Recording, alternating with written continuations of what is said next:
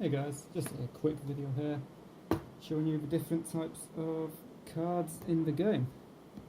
So, we've got our first deck here, which you would have seen in the previous video. So, the most common card you're going to be seeing is the Terrain card. And the Terrain card is basically where it will be the baseline for your units, and they will also generate you elements at the beginning of the game. The element it generates is this one here in the bottom right corner. Terrain cards, normal terrain cards should I say, will also give units of the same colour a stat boost. So, white units here gain plus 100 HP. So, you put a white unit on there and it gains a health boost. There are also other stat boosts out there, and I will leave you to find them out. Up here we've got the card number, so this is card number 23, so it's your terrain card. The C is a common, and then you've got the name up top. It doesn't have any credentials at the bottom, so that's the terrain card. The next card is the core. Now the core basically represents the player. So again, you've got the name up here, Core of Light. You've got the rarity up here, which is rare for the core. Down here, you've got a triggered ability. On the left, you've got an activated ability. On the right, you've got the health of the core. Now the core, again, it's the player's health. So if that reaches 0 or less, then you lose the game. You've got the card here saying it to tell you it is a core. And then the element here tells you, because it tells you what element it is. So this is the white core, or one of the white cores. And cores will also generate elements just like a terrain card. So, for example, when it comes to the activated and the triggered abilities, here it says, whenever a unit is put into play, you can charge this core. So whenever a unit enters the battlefield from anywhere, so it could be yours or your opponent's, then you will charge this core. And to charge it, you simply take a die, or dice if you're above 6, and you will just put a number 1 on it. Then when another creature comes in, you just add 1 to it, and so on and so forth. And the bottom left, I should have really changed that, but that says a number 5.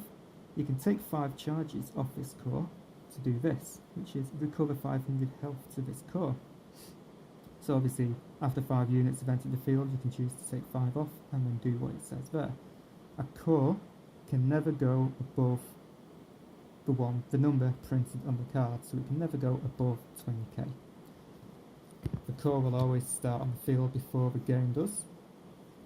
One thing I forgot to mention about terrain cards is that when you play them on the field, they have to be placed adjacent to a previous terrain or core card.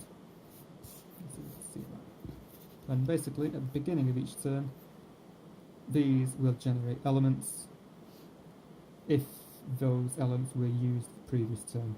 So they won't stack, basically, the elements. Then you've got special terrain cards. Now, you can only have 2 of these in your deck, 2 of the same type, should we say. So, obviously you can see there where it says at the top, special terrain. And again, this is card number 10. It's an uncommon because they're quite hard to find. And this one's called Isolated Village. You've got the artwork. And then at the bottom, it's a little bit different from the regular terrain because they have to say it. You've got a split here. It's basically a dual element. So, at the start of your turn, you can generate 1 white or blue element. So, at the beginning of your turn, you can choose which one you want to generate. So it's a really good card, and again, you can only have 2 of that type in your deck. The next most common thing you're going to be dealing with are units. So you've got the unit here, Foot Soldier. It's a common. It costs 1 element to get out. You've got the rolls. So when you go into combat, each unit will have a die rolled, and then that will determine the outcome of what that unit does in battle. So it's a general rule of thumb. The lower the number, the worse, and if you get a 6, it will overreact, which means something really good happens. Now don't forget, this is a common, so for a common to go over 300 attack is pretty good. That's if you roll a 6. Then it's got the type of unit it is there, so a warrior, you've got its attack power on the left and its HP on the right. If in one turn that unit takes more damage than it has health, then that unit is killed off. Then we have got the next most common card is an action card. Now these are basically a one-off effect, so it's like a spell. So as you can see, it's got Holy Light. You need 2 yellow elements to cast it. It's an uncommon, and it basically says deals 300 damage. So when it just says something as simple as that, you can deal 300 damage to a unit or an enemy core. That's that. A response, however, an opponent can only play a response on your turn. I should say they can only be played on the other player's turn immediately after that the active player has played an action card. So a player just can't play a response at any time. It has to be in, quotes, response to an action card. So basically, if an opponent tried playing Holy Light, it's 300 damage.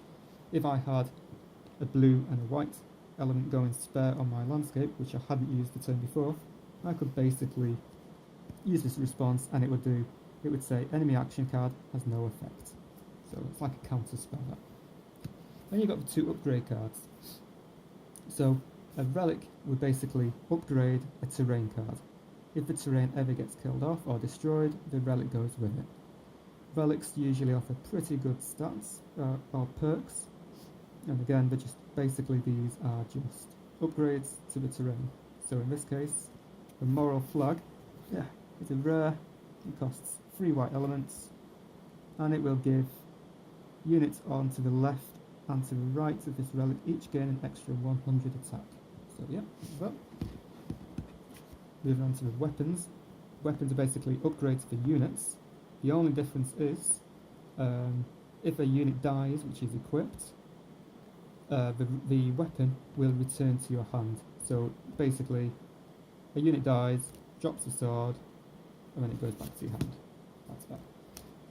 There's one more type of card, which I forgot to pull out, and that is called a Wonder. Now, a Wonder is basically a wonder of the world, or if you play Magic, an enchantment.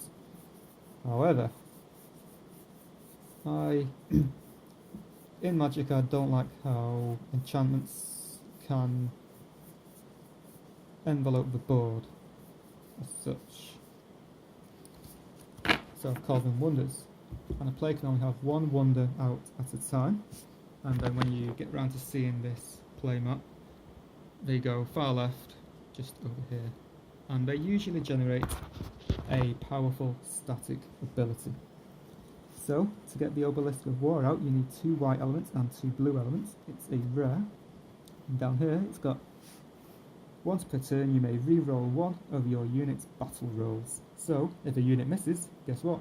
You can re-roll the die. So, yes, very powerful things, and these basically help out long-winded games. So, they are the card types. I hope you enjoyed the video.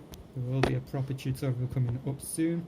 The reason I made this video is so that I don't have to explain all of this, which has already took nearly 9 minutes, in a tutorial. I can just go full out with the tutorial, and hopefully you will enjoy. So, thank you for watching, guys, and I will see you in the tutorial, where I will also sneak some pictures of the second set.